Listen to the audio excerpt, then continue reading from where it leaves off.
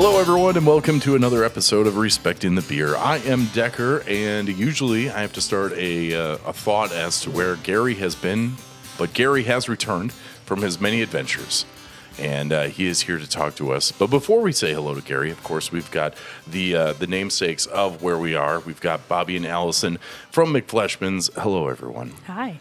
How's it going?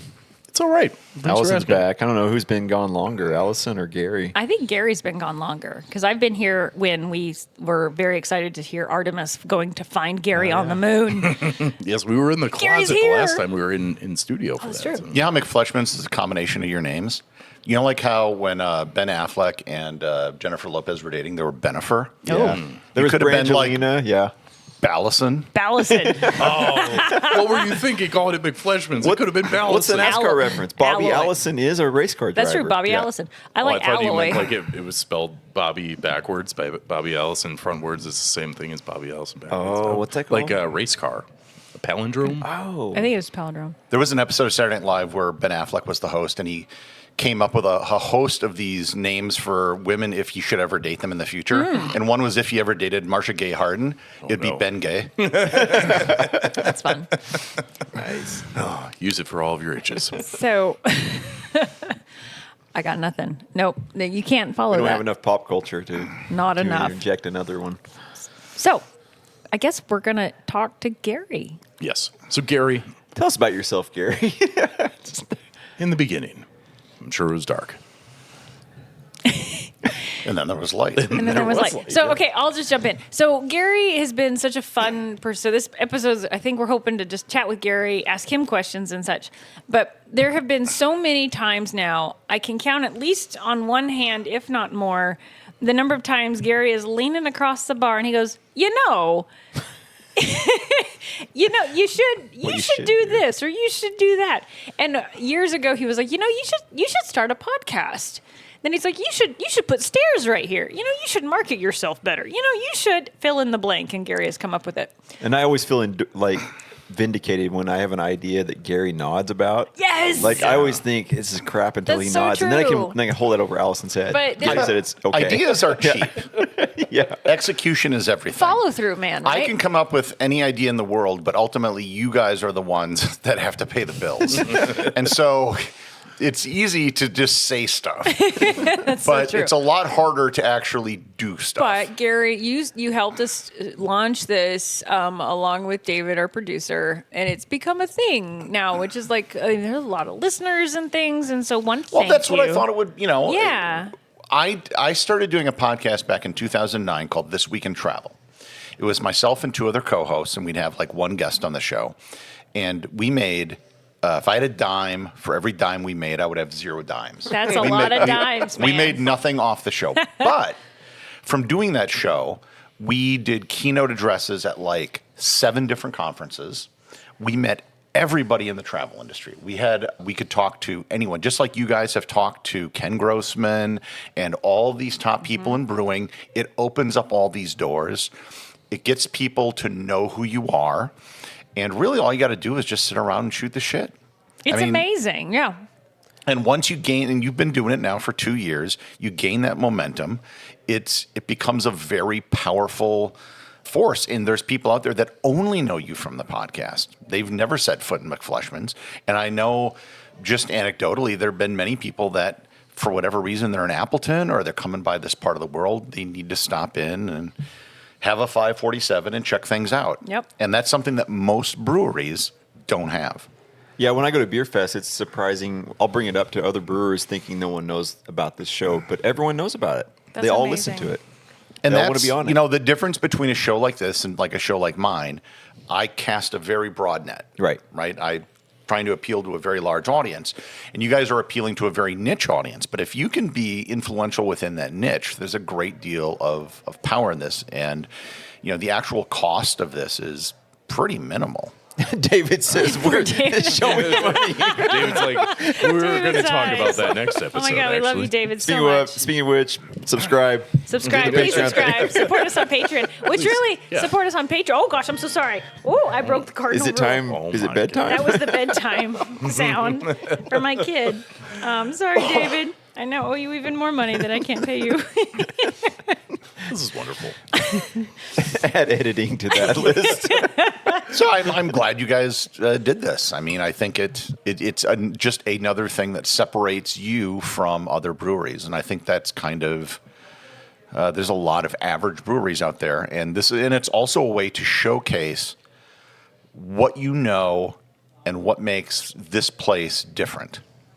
That the expertise and the science background and the approach to it. I learned so much about what you guys do and beer in general from being on the show.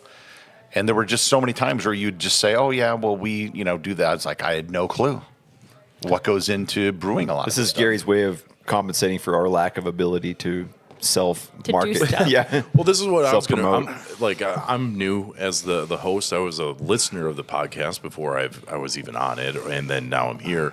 And talking with or listening to Gary through all the other podcasts, you're a very curious man who always is. You've got great questions and great insight as to what it is that they're saying, even if it might be something that's like whatever science nerdy thing is that they're bringing up. So I think that's a really like a untouchable type of thing that you brought to the podcast.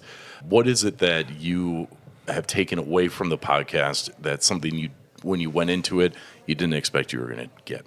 I didn't know much about beer. In the course of traveling around the world, for whatever reason, I got invited to tons of vineyards and wineries. And everyone is always so proud of it. And it's become more of a thing, especially in the United States, where every city is proud of their craft beer scene. But I didn't know a lot about beer, other than the basics of what most people know. So just learning about what goes into it and what goes in the process of brewing, decoction. Decoction. It's at one. It's a thing. Didn't know that. It is a thing. But the extra, and the extra effort that goes into... I studied economics, one of the many things I studied. And there's something called the decreasing rate of marginal return.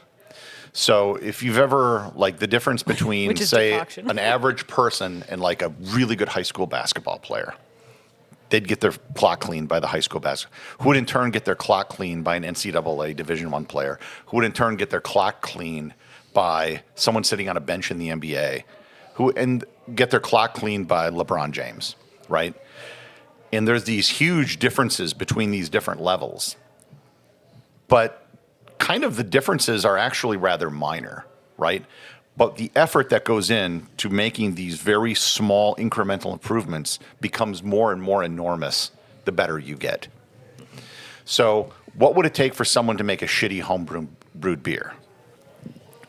You look at what goes into making a beer here, to get an extra 1 or 2% better may require a lot more work. And like I said, and I've said before, I'm just amazed at what goes in to making beer here, what the process you go through. Everything about conditioning the water, the different types of hops, the different types of ferment everything. I had no clue. And No consistency clue. is everything. Yeah, I mean, I Yeah. didn't know everything that went into it, which is why I've always said that's what you need to do for marketing, is just tell your story. Because a lot of people don't know that. Big breweries have tried to do this.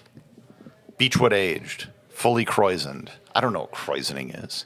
Right. I'm sure there's a definition for There it, is. but most There are people at don't least know. 3 of them, yeah. But there's things like that where they say it.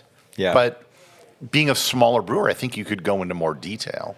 Yeah, and they're just kind of those are just buzzwords, and they just kind of punt them, make a commercial out of it. They don't go into details. No one cares.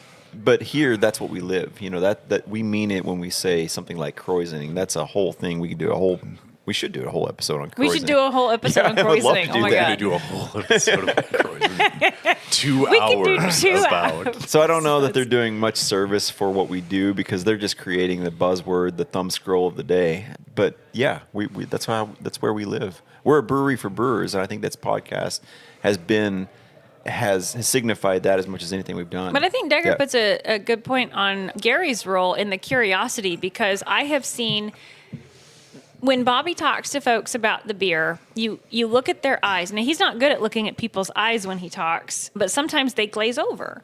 And it's like he could say Kreuzen and then he keeps going and they're just not interested. But That's there's why something you're here. Yes. Reel There's me something in. about the innate curiosity, I think, that Gary brings. He's like, well, tell me more about that. But there's like a tell me in a way that it makes sense for just general listeners. And I think this is where your experience with your podcast has been. Yeah, really I always have to helpful. put myself in the position of someone who doesn't know. Yeah. One of the other things I think I appreciate, Gary, is that you also, in our discussions on this podcast, you have pointed out all of our faults of marketing or lack thereof. But in it, you've also come with it a realistic expectation of what's actually possible. And I think that's one of the hardships about owning a small business is that so many people are like, oh, well, you know what you should do is this. You should do this. You know, you should do that. You should do this. But you even started this conversation with, yeah, but execution is hard. And so I appreciate the reality of, like, when you were like, you know, you should put a staircase in your But in the tap room. in the case of the staircase, I think there was an immediate benefit. This basically made Exactly. this room usable. Right. Where before it was really kind of. It was secluded and it Isolated. wasn't Yeah. really accessible. And what's funny is that Bobby had actually already designed it. I had forgotten. It had been years since I. To be honest, I thought when I first came in here, I saw the mezzanine. I'm like, Yeah. I assumed that was part of. where it was going to Yeah, go. it- and staircase. it was, and I had totally slept on it and forgot about it. Gary But we got here now, he so now shook we me. have a staircase. So you were talking about like the little things that we do here and how it is, what it takes to get to this level. I'm thinking about Chuckanut Brewing Company.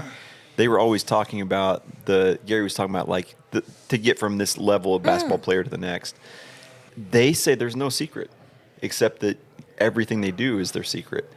And whether we're talking about the marketing side of our business, but what Gary has helped us do is get the word out about those little things that we could never tell across the bar. I think that's what this podcast has been able to do, is tell the world about these little things that we do that add up to who we are. Yeah, he's helped you tell the story of your beers, which I think, as Gary has said many times, just tell your story. And I mean, that's what makes a lot of the things interesting and why local beer is more interesting than the oak wood saturated whatever type of thing. Beechwood. Yeah, there you go. See, we get it wrong, but And we know stories now. I should say the other thing I've noticed going to other breweries, they have a very limited selection of beer compared to what you guys have. You guys mean have style-wise? You have a lot of different beers on tap, all of which are made in house, and I can't think of anybody that has this many beers on tap. So it's not that you're just putting in extra effort to make a couple, select number of beers. You're doing it for a wide variety of beers, and you're developing a mastery in an enormous number of styles, which is something that's very unique. And I've said it 100 times on this podcast. I don't just make a beer because we need that beer on the menu. I will go and I'll research what it means to be that beer. Sometimes we actually invent a beer style, and I think we execute on it. I'm looking at Allison. You may be thinking about our Irish Blonde. We've been talking about the Irish Blonde lately. Yeah, Bobby and I have been having long conversations about the Irish Blonde, about how whether or not it is a style, is it not a style? Did he invent the style? What does it mean to invent a style? But before that, the research that Bobby would do for any particular type of beer, goodness gracious, there are so many books. I think John Palmer's Classic Styles. That's where you begin. I mean, he's How to Brew, and then Ray Daniels and Randy Mosier, and But just like the chapters and chapters on like one particular style, and it's ridiculous that we have like an entire 2 or 3 textbooks on the IPA or 2 or 3 textbooks on the lager, and Bobby not only reads them but studies them, and I think that that's something that not many people have noticed. But Gary, you are both so well read and traveled and studied because you've studied so many different disciplines that I think, I mean, you're practically an academic, or you are an academic. Yeah, but in what department would they put me? I know exactly, Right. like the ultimate interdisciplinary. So I think that you have to, like, to know an academic, you have to kind of be one. And I think that's one of the things that you have brought so far is to like see Bobby's Venn diagram of like not only academic abilities but also his focus that it comes out in the flavors that are pretty darn hard to reach that top tier. One of the reasons I could never do what you do, and one of the reasons I never became an academic, even though I thought about it at the time. You were very close. Yeah, I was going to go to Caltech. I can't focus on one thing. And that's really what it requires.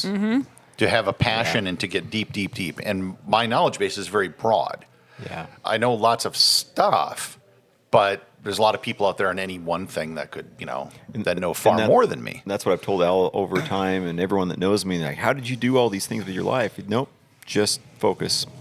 That's been my strength. I just am able to focus on one project after the next. Even though I've had 3 careers in my life, basically, there's been a hyper focus throughout those periods, for sure. I've had multiple careers too where I've completely reinvented myself. Yeah. But they usually last about 4 years. Yeah. And so I went from being a debate coach to an internet entrepreneur, going back to being a science student, to teaching myself photography, and then now kind of starting this podcast. And at every step of the way, you kind of have to, I basically start from zero or close to zero. Like, I knew nothing about photography before I started. And I went from like, how do they do that? That's amazing. And I would study a photo. I was like, I see how they did that. And then I eventually realized that it wasn't, the camera settings and all this. It was, he sat there for 30 days and waited for this moment. That's how it happened. But see, you had all these life experiences, and I relate this to myself, where it made these career changes happen and fruitful, I would think. You just cannot connect. There's no linearity to this. It seems to be that you draw on your own experiences whenever you venture into a new. Everything I think helps. But I remember I was 23, 24, and the internet was becoming a thing. I started this business. Who's doing the math now? And it was like, so I had this friend who started had a product that hooked up databases to the web, which at the time in the 90s was hard to do. And then he had people that came to us like, we would like our business to have this. But he didn't want to do it. It's like, so he sent to me, it's like, do you want to do it? So I'm like, sure. And then I hired a friend who had a friend, and eventually they're like, well, how do we handle payroll taxes? I'm like, I don't know. And so I had to figure that out. And I asked someone and then every step of the way was just, well, how do you do that? I don't know. Well, it turns out there are companies that do that for you. I didn't know. You can get ADP in other places. And so everything is solvable. But yeah, you have the fearless entrepreneur personality. It is a personality. I've known many brilliant people in my life who could not do it. And it had nothing to do with intelligence. It had everything to do with personality. There is the gusto to jump off that cliff, and you need to have it. I have a willingness to be poor. There it is. Equals willingness to be poor. Is that what it is? Oh, it's so true. Oh, wow. Yeah, Bobby, we have that. It's like, that's cool. Yeah. I think that every would be dime we own every is in business this owner brewery. ever, except for the ones that get in and out after When I had my first business, I was the lowest paid person in the company until the day I sold it. Yeah. That's about, par for the course. Because That's right. that was where you had payroll you had to meet every 2 weeks. And the easiest way to meet that was to cut any Your money own that salary. I got. Yep. So Bobby is still that way here. Yep, that's true. I don't mind sharing that information. Well, we hope we're building a brand for Yeah, the, but you're for the getting long haul. equity. Yeah, true. exactly. like I said, I was the lowest paid person Yeah. until the day I sold Yeah, it. Yeah, In which exactly. case, And that's Yeah. Bobby and I keep saying, I make the paycheck, he makes the retirement. Yeah. So that's You're what the we're working. breadwinner. I'm the breadwinner. You're the bread maker. Yeah, bread maker. but there's Yeah. a lot to be said for that approach. Mm-hmm. Building equity, there is value in that. Mm-hmm. Let's hope. The one thing we knock on haven't talked, we wood. talked about marketing. The one thing we haven't talked about is exit plan. Ooh. What is Well- the future? What's that? What is the 30 future? years from now, Jade takes over. Jade takes over. Well, if she wants it's to. It's an option for her, of course, but she's 7. I mean, we talked to at the this point. Yingling sisters, and Yeah. whether or not that they wanted to or not, it's up for debate. But they all came back to it. If Jade wants it, it's hers. However, Well, and it was August Shell. They make their kids go into the world, and they discover the world, and they come back. It's a very Amish way of Like life. Rumspringa. Yeah. Go work at the Gap and then come back. Exactly. And then they come back and decide whether they want to actually do it after they've seen the world. Yeah. The company I work for does that with their kids, but they do it the opposite way, where I think they send them in to check out like the radio world and the publishing company to see if they don't want to be a part of it. Oh, that's fair. So then they get scared and go and do their own thing. I'm pretty Yeah. sure that's what they do. But the point being, that's something at least, it shouldn't be top of mind, but it should be in the back of your mind. It is, and it was in the beginning on my mind. I thought, how in the hell can we have a building, a company, a brewery named McFleshmans? First of all, it's made up. Secondly, it's kind of a name. And whenever you do something like that, does that mean we have to be attached to it for it to have value? I thought about that for a long time. You really struggled with that too, because you yeah. didn't want to have your name attached to it at all. Yeah, and I've gone full circle. I think people can separate the founders from the name. I think that seems to be okay. Schlitz beer was sold very early on by the guy named Schlitz. Yeah. And it was owned by another family for over a century. It just becomes a name at that point. Yeah. So that's good to hear. It leaves us some opportunities. But if anyone's listening to this podcast or knows me, my focus is on the staff, the owner, the people that work here. We want them to have the ability to own this company and determine its Employee future. owned is the ultimate goal. Yeah, that's my exit strategy, all things being equal. Now, Jade might be the CEO and my daughter might be running the show here, but But the odds that you're born into, like, I don't That know, like, you'd she's love going to to earn do it. what If you're born she wants into, to yeah. come in and take it, she's better damn well earn it. yeah. Well, get her in the brew house. Right? Stirring some mash. What's she doing? Well, and start learning about the IPA water treatment and Well, all. Okay, so may I ask Gary, then, we've had so many different podcasts that you've guided us through. Memorable moment that comes to mind? Cannot say Reinheisker brought. No. Why Well, can't you I? can't. Okay, No, you fair. Don't. Let I him choose. understand the issues involved in serving food in an establishment like this. Oh, yeah. But you really need to consider the Reinheitsgebot. It doesn't have to be an everyday Reinheitsgebot. thing, but just occasionally, it's a winner. It's even if it's something you just do for pub clubbers, however you manifest it, Reinheitsgebot for the win. it's such a good idea. We do it anyway, so it's Yeah. a matter of just making it happen out front of house. Well, and I mean, there are health codes and things that you have to follow and such. Not if you give it away. They don't listen to this. Oh yeah, and we give it away. They just tip the bartender. Okay, Suggested tip. Reinheitsgebot. Yeah. Other ones. That's the only one he wants to recall. Well, you tipped the. Yeah. Well, that's the biggest one. Yeah. There's just been so many smaller ones. Like when you were talking about the what you do to the water. I have no clue. And the thing is, I think that for a lot of, I don't know how many breweries bother to do that. Maybe they may do some basic water treatment, but trying to actually develop the same water chemistry as what you'll find in the cities in Europe where these beer styles were developed, I don't think many people do that. And that's that, like I said, the marginal benefit, the effort you have to put in to make it that much better Yeah. is something I think that people just need to know. Yeah, this week is the big conference for all the craft brewers. It's happening right now. CBC, yeah. Our Craft GMs Brewers out Convention. there and our financial advisors out there. Everyone's out there on my behalf while I'm back here welding a trailer so we can sell beer at the farm Oh, market quit this year. bitching about it. You're fine. that's happening. He was mad he couldn't go. Anyway, I said no. they're going to be there during the World Beer Cup ceremony, and the brewers that walk across the stage to win those medals are doing it because they do every one of those little things. Hang on. Did we enter for World Beer Cup? 547 and Public House. Okay. So if we win, they get to walk across the stage. I said, you got to walk across stage, guys. Well, let's see. Yeah, that's the way it goes. They should Well- carry a picture of you. That's true. Old Bobby on a stick. We would Man. say in grad school we called it Pocket Bobby. Pocket Everyone wanted Bobby. a Pocket Bobby that they could pull out, and he would like walk over with the big pencil and do your homework for you. It was so great. I was claymation. That is, Okay. there you go. Turn it the other way, or spin that question in a different way. Were there guests that you remember that you thought were the best that we ever had while you were doing the interviewing? Any of those stand out to you? The interview we did with the who are the guys that do the Oshkosh beer blog? Oh, Lee? Yeah, there's Yeah. a lot about that I didn't know. that was very interesting. Like the Oshkosh beer history, that one? Yeah. A lot of the big name guests that you had were a far bigger deal to you guys than they were to me. Clearly, yeah. That's fair. Yeah. If it had been like big time photography people, that would have been where I would have been sitting. Like, cool. I see what you mean. But thanks for pandering or catering to us. Certainly Joel was getting into that too. I feel like, no, what about Mitch Steele? What about like the guys in the middle? You know, the guys that he was the guy that he literally wrote the book on IPA.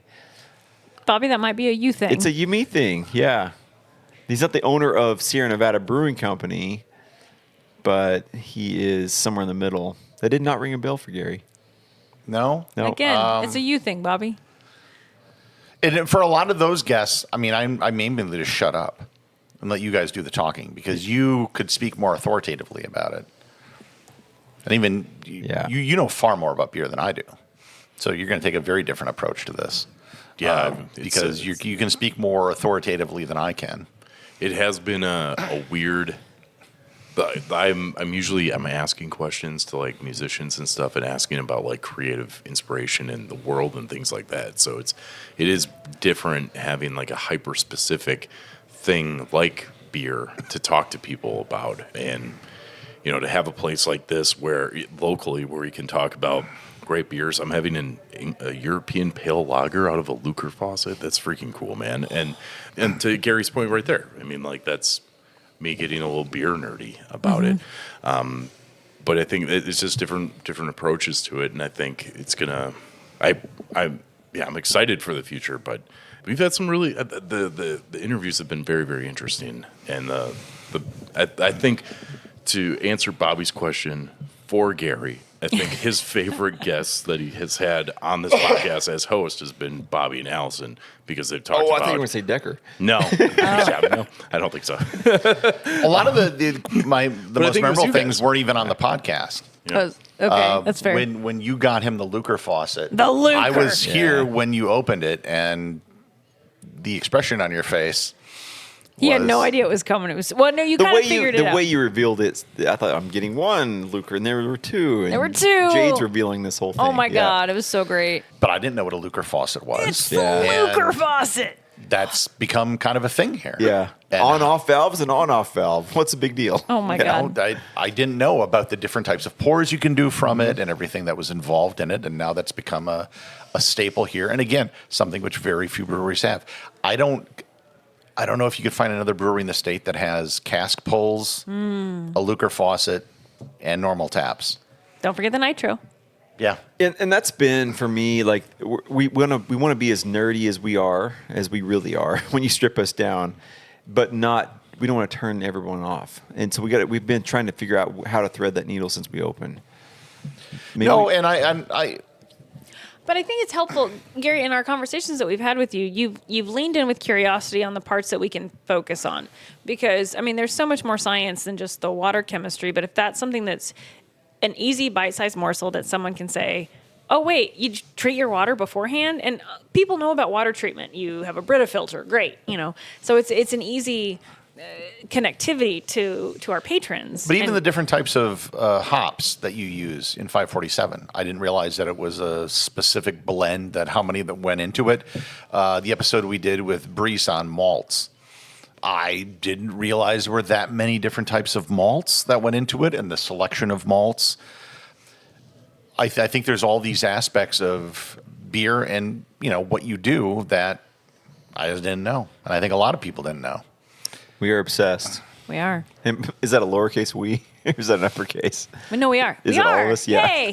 Sorry. Okay, so Gary, can I ask you a question then?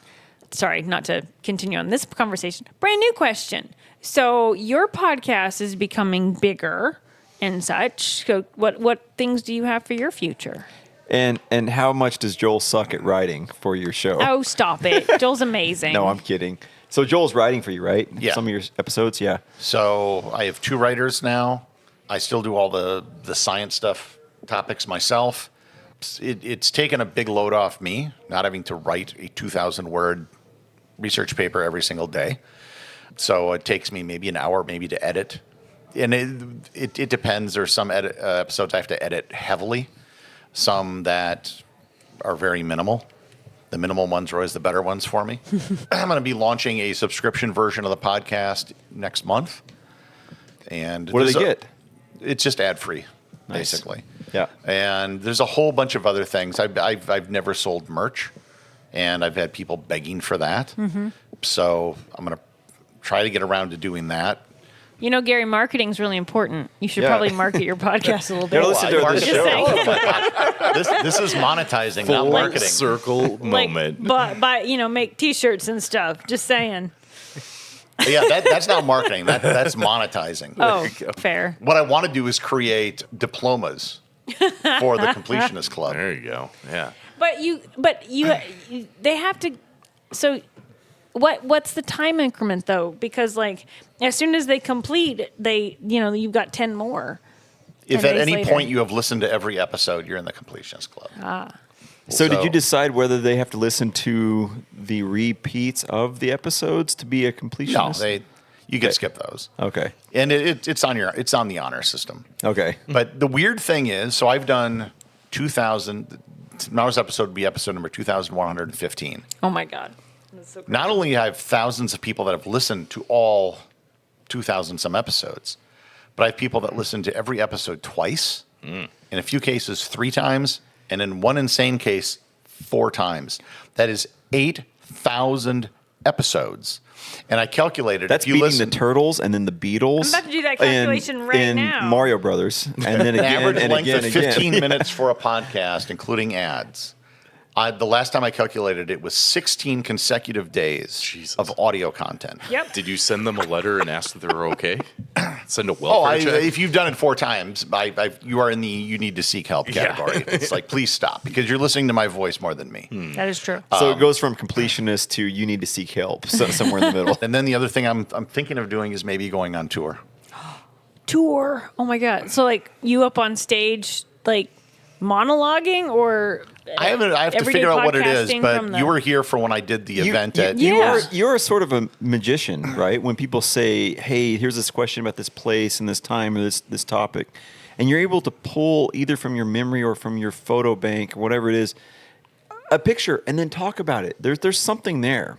The way you can engage and interact with people with That's the most true. random of topics. Yeah, I don't know what it'll be yet. I don't think it can be all just answering questions like that. Yeah. But there would be some sort of a lot of podcasts do is they will do a live show, but their shows have either co-hosts or they interview someone, and so it's them sitting on a stage and they'll interview the person. My show doesn't work that way, so I need to think of something else to do that would be both entertaining and possibly kill 2 hours.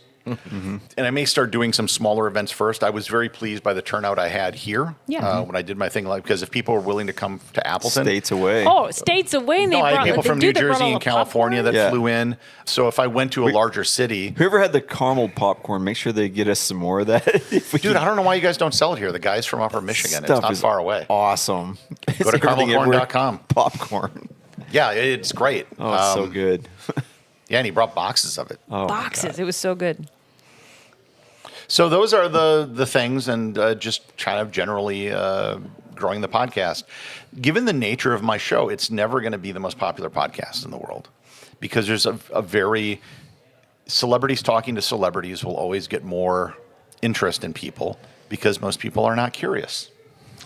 Oh, it hurt. It breaks my heart, but it's true. I know, and I get such a weird cross section of people that listen to my show. I get people at Oak Ridge National Labs and truck drivers and 11-year-olds and retirees.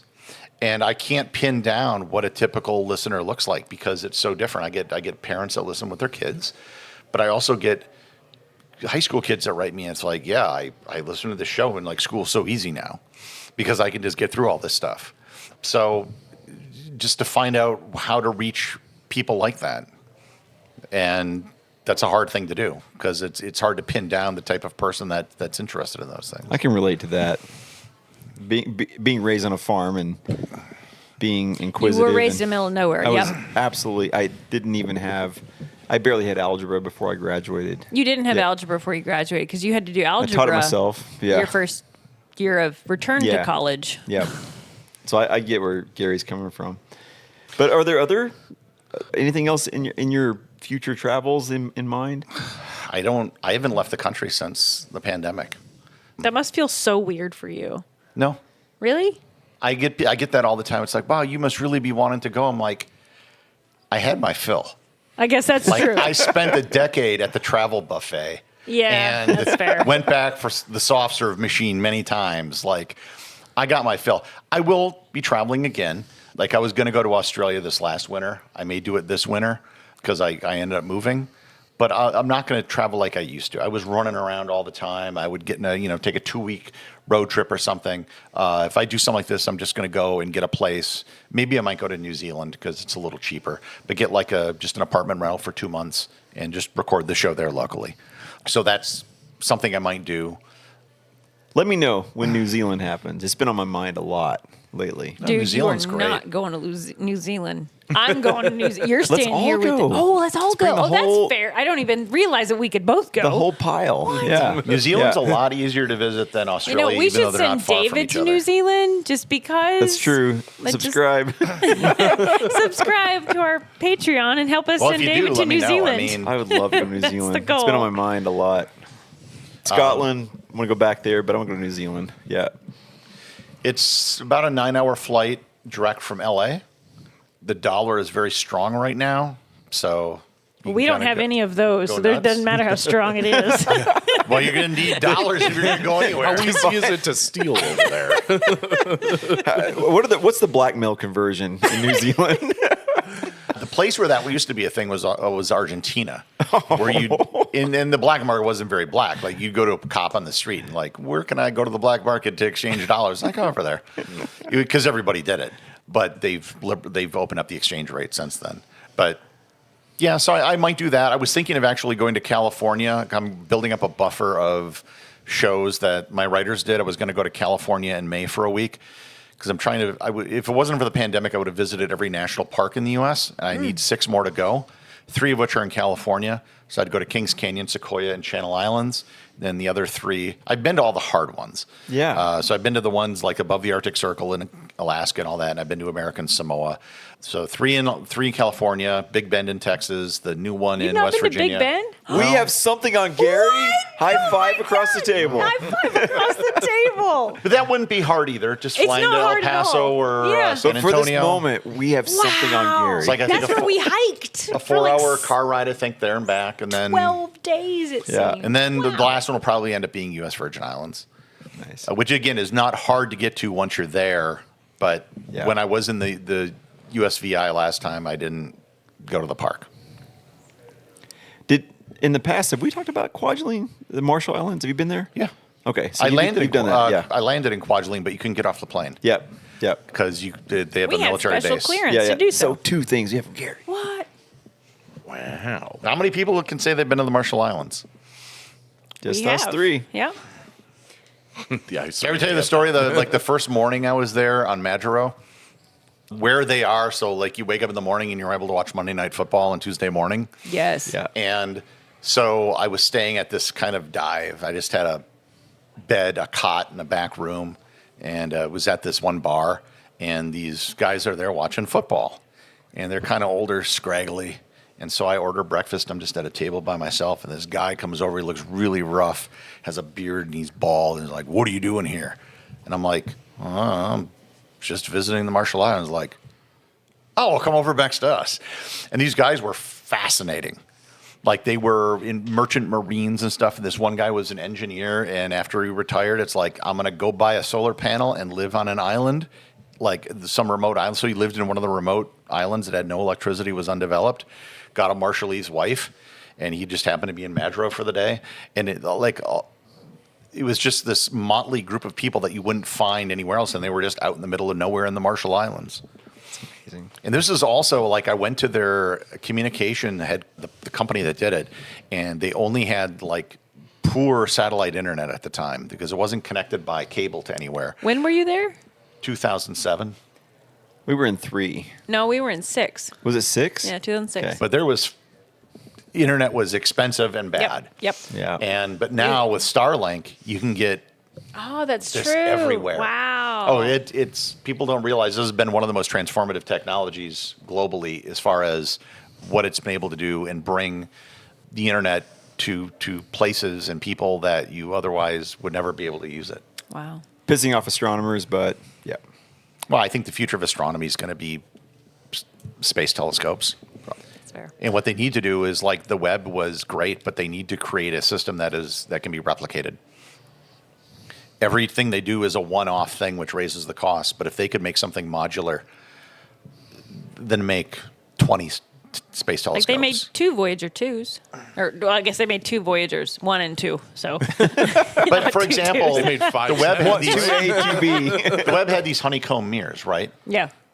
Find a way to mass produce them. And maybe mass produce isn't the right word, but Again, back to that. Gary has Make such tons great of them. ideas, but then there's like the follow through bit. But Oh, it because follows everybody through. right now, they Functionality have of to it. apply for time on the telescope, right? Yep. Well, if you could increase that by, 10 to 20 fold, the amount of stuff that people are going to be able to sign up to see would just be an explosion in, I think, discoveries. Because there's so much we're getting from it. I mean, all the really kind of the groundbreaking stuff is all coming from that one telescope right now, Fascinating.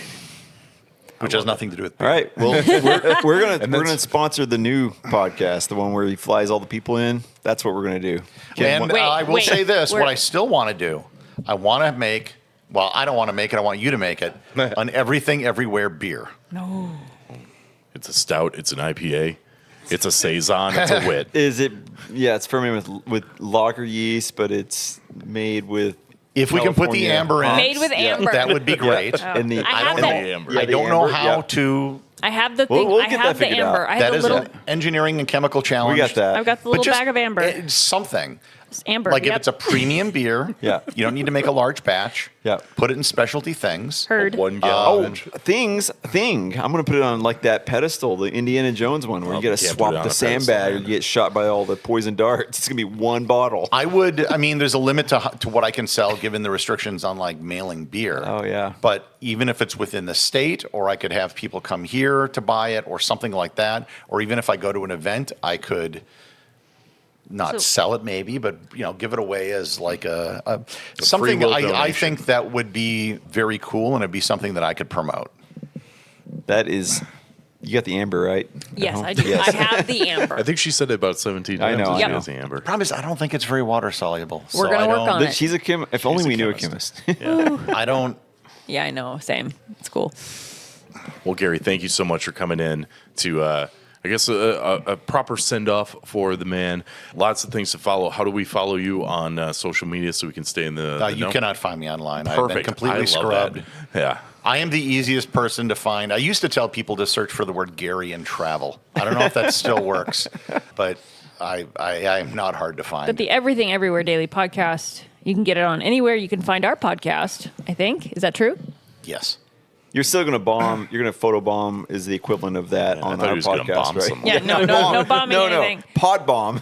Yeah, if you guys ever need Yeah. me, I'm happy to show up. Love it. Especially if you do something like Lagerfest where you get a lot of interviews. Yes. Yes. Well- Where that can be a lot to do. a you know. lot. From the bottom of mine and Bobby's hearts, thank you so much for pushing us to do this. It has been absolute pleasure, as well as it has really helped shaped a lot of Stretched our what we marketing do. muscle.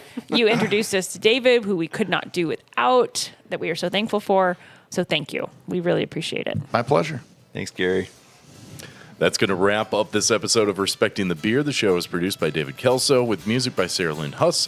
Be sure to join the Facebook group to connect between episodes and support the show over on Patreon, where you can get uncut episodes, access to specially brewed beer, and more. Until next time, please remember to respect the beer.